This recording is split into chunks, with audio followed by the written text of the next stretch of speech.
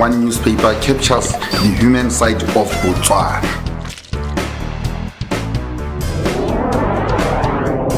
We present business concepts in a way that is understandable for people. We show you what's hot and what's not. We are the best-selling newspaper with the best online presence. The Voice speaks for itself. Oh yeah. Botswana bed. So welcome back to the Voice of the People with your hosts Chief and Fangs. I'm Tumo Fangs Moremedi, and this is my colleague here, Chief. How's it going, Chief? I'm good, thanks. How are you doing? I'm good as well. I'm interested and intrigued, Chief, because should we legalize prostitution? Now, honestly, how we put No, you're right. Interesting. Not that you has it siaming. Me right it's not an open secret. You know. That's it. That's exactly it. And I mean, we posted on the Facebook page. And we've got a few interesting comments. Ali Hashan Kabo Abdul Brian Gadanch. If women see no problem in it and men see no problem in it, then why should we not do so? Yeah, look, that's one of the arguments that free market activists for capitalism like to talk about. Oh yeah, if everybody is okay with it, let's just do it. But no, I don't think we must just do things just for the sake of it. You know, the morality. We're not trying to label reform. You want to destroy 69% of marriages. It's one of the things, thanks. Have you considered what implications that could have for marriages? Because Ghana know how legalize it's a what does it say about the marriage, thanks? No, I get it. This is not for married people. But okay. I get it. Then essentially you want to legalize this just for people who are single. I mean, Yeah, right. Hell of things. That's not what's going to happen, and that's not the reality. Okay. The reality is that once somebody starts to sell their services, there's no way that they can start to discriminate clients to say, no, you're a married client. In reality, that just doesn't happen, thanks. So, maybe tell us why you think it should be legalized. Okay. So, Chief. Yeah. I think that it's an idea.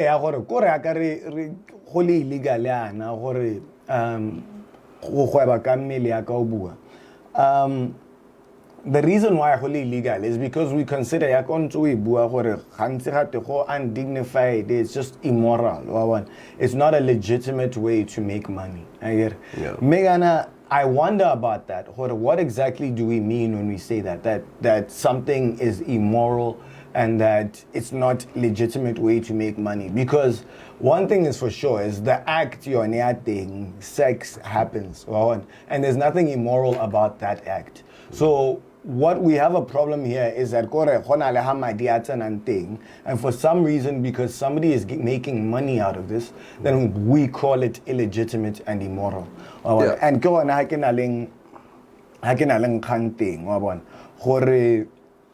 mean, what we're doing here is essentially they are commoditizing an aspect of their body. I get it. And because, or an aspect of their life, should I say, right? And because they are in a position where highly belated choices are not more life. You know what? This is the best way for me to empower myself. Because of the options, the few options that I have available to me. And all of a sudden, when you look at it, because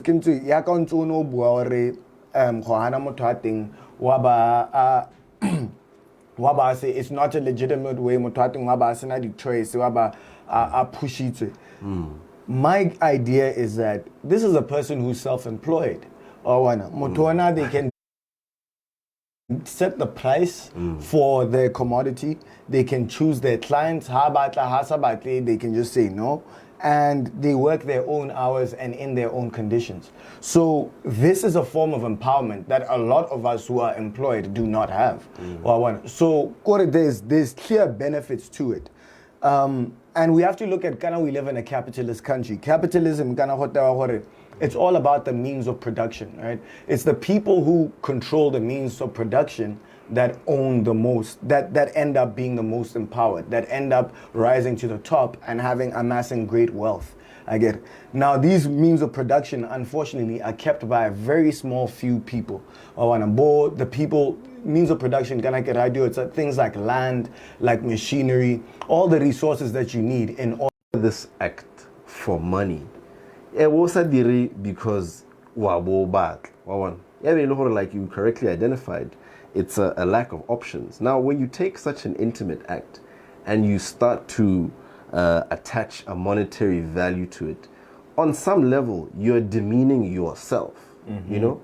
Because every time you're selling a piece of yourself away for money, doing something that Totahela deep down you know you wouldn't do. And this is why I say you paint this picture of this industry as if it's, all roses.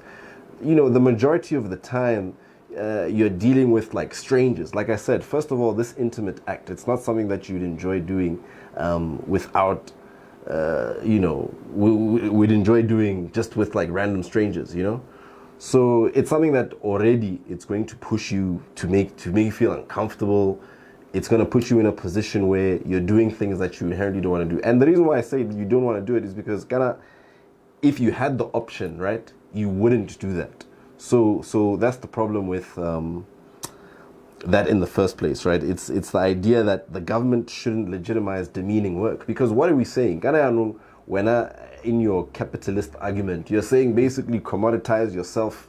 I know you can find a way to make money, do it. But I don't think the government should allow people to demean themselves to a level where they can even sell their body parts. Because what's the next step, thanks?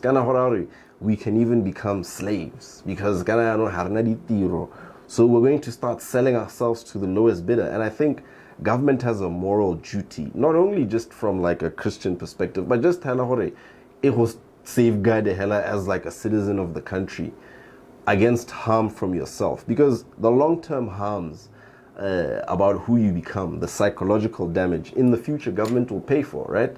You may have the short-term gain, you made $300 tonight, but then what are the long-term psychological harms that you aren't dealing with at the moment, which end up leading to more societal ills, So, on the whole, I generally don't think that we should tolerate this act. I think places where they do tolerate it, it's those societies, they're questionable morals.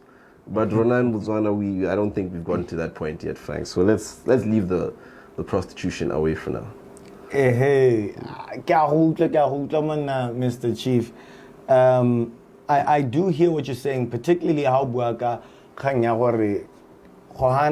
at some point, sex is an intimate activity. Yeah.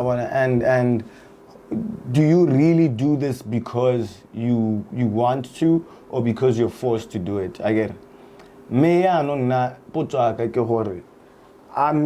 Does everybody enjoy their job, Chief? Because the reality is there are many jobs in society that we do not because we want to, right? That make us feel degraded and demeaned, but we do them because we have to make money. You know what I mean? Yeah, but thanks, come on. You can't say, do we enjoy our job? Every day, it's about your soul, a piece of you dying a little bit inside. And that's the difference about enjoying your job and being in a job that is eating away at you. And this is what I'm talking about, the long-term psychological harms. See, that's interesting, that because you know where I feel like a piece of me dies, and this is genuinely true. Hey. I feel like a piece of me dies when I get up and I go do something every day that I don't see a route out of. Every single day, I know 10 years from now, 15 years from now, I'm still going to be doing this exact same thing. I'm not going to have any more money, any more assets, any more anything. And there's so many jobs like that. So, just because harina the option, fine, let's sell our kidneys, thanks.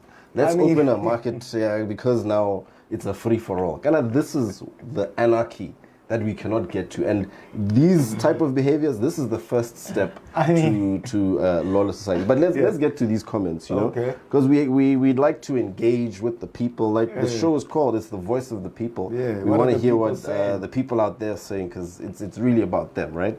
So I'm going to read the first comment from Gaule Podisi. No, let me read the comment from Onalina Latlang. They say, legalize it. Na retirela extra hustle. Better to do it only shock a cash on delivery. Ising di non nori. Zerejalang.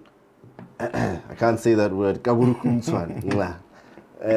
Yeah, you know, and I essentially what she's saying is that it happens informally. You know, there's this social prostitution because bajalwa so you know that one it's a different issue. I feel like that one I'm actually not sure it's so far away, Chief, because I get there's the informal sense. What's the informal word? Blessers, right? Hey, that sort of thing. And it's an informal understanding that like I'm gonna give you, make your life comfortable, and you're gonna return. You pay me back by sex, you know what I mean? So these things are already happening, right? And there's a whole danger that we can chat about. What happens when you criminalize people just for trying to make ends meet. But let's read a comment. But it's saying why no? If you can't legalize theft, why prostitution? I wonder if you have a sister or daughter, will you be comfortable and happy if your sister or daughter practices prostitution?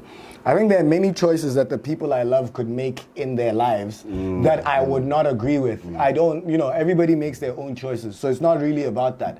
But what I find interesting... That's what she's saying, choices. Yeah. What are legitimate choices? This is an illegitimate choice. But says who? I mean, like we say, it's already happening. What I find interesting is the way that they're comparing it to and I think that's the problem right there, because there's a critical difference here. Nobody is getting anything taken from them against their rights here. We're talking about a willing buyer, willing seller, just like when you go to the shop and buy watermelons. You know, so I think what they're saying is they would rather just have it out in the open in their transaction. Because the way it is now, you know, you're getting lied to or whatever. And that's my point, is I don't think it's a legitimate way of making money, because once we start to condone these ways of making money, you know, we've set the bar really low. You know? Let me read this comment here by I Am Philadelphia, right? And she is on the side of legalizing it. Says, just legalize everything and go to hell. Whoa. Wow. First of all, we know what's wrong and what's right, so choose your demise or your life. Essentially, that's what you're saying, Flags. Yes. That, you know, everybody knows at their core what's right and what's wrong. Yeah. And people should be allowed to do what they want, which on some level I support. Yes. You know, this is what you want to do in your life. Go to hell. What I'm wondering is, look, man, we always need to think about the people that are coming below us, right? What kind of examples are we setting for, you know, the younger generation? That now is going to grow up with this lifestyle. There's already enough social pressure of this, you know, soft life. You know, now they'll be going after these things, selling themselves on Instagram, living that slay life to try and, you know, chase that. Now the government is saying, yeah, this is legitimate. No, you know what? That is, and you know, I think you say this because you know that is something that I feel strongly about as well. We don't want to do that, and I do resonate with Sosibua Nkore. Le nna ga ke rate mogopolo a gore batho ba ka ithekisa in this way. It's not like something that I think would be my choice of an occupation. right? But there's other considerations that we haven't spoken about, which is health. You know, we are living in a worldwide health crisis right now, and how does this affect people that work in that industry? Are they easily able to go and get assistance because they're already doing it? And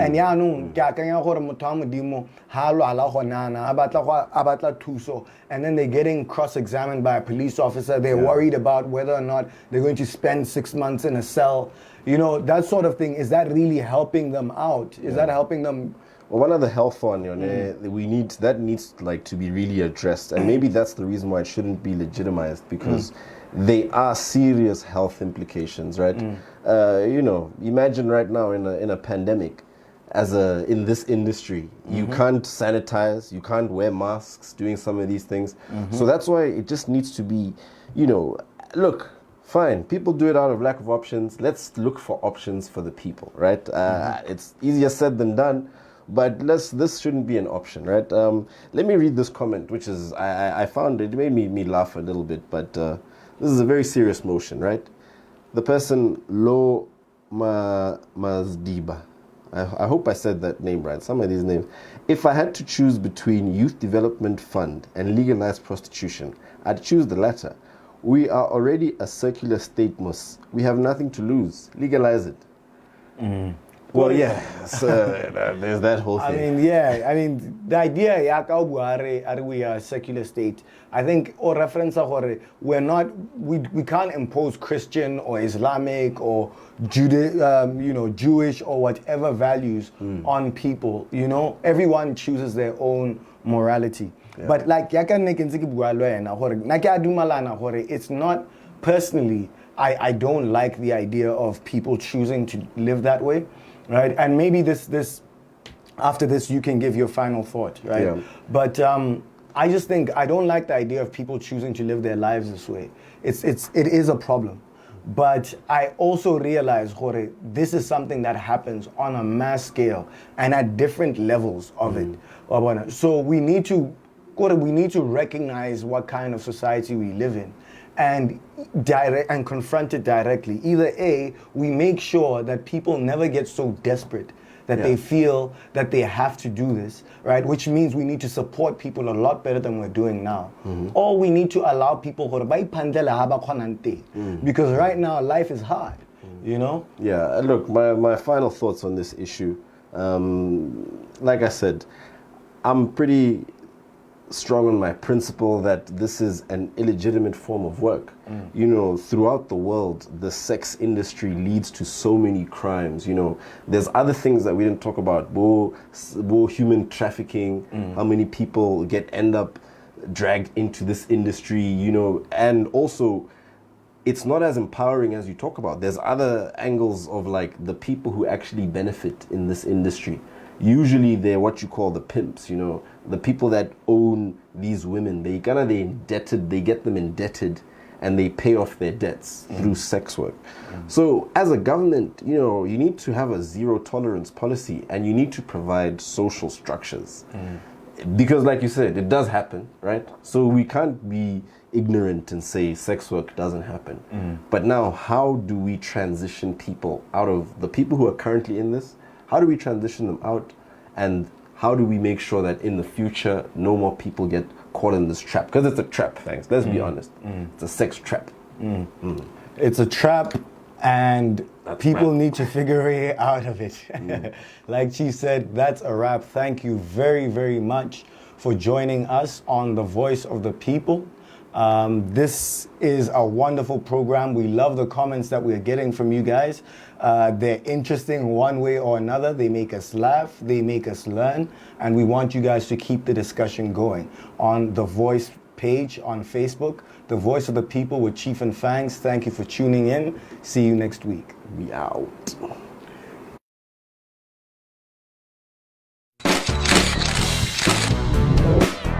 Only one newspaper captures the human side of Botswana.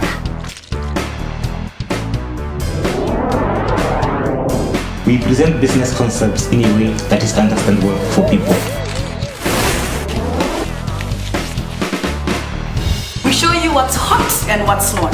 We are the best-selling newspaper with the best online presence. The Voice speaks for itself.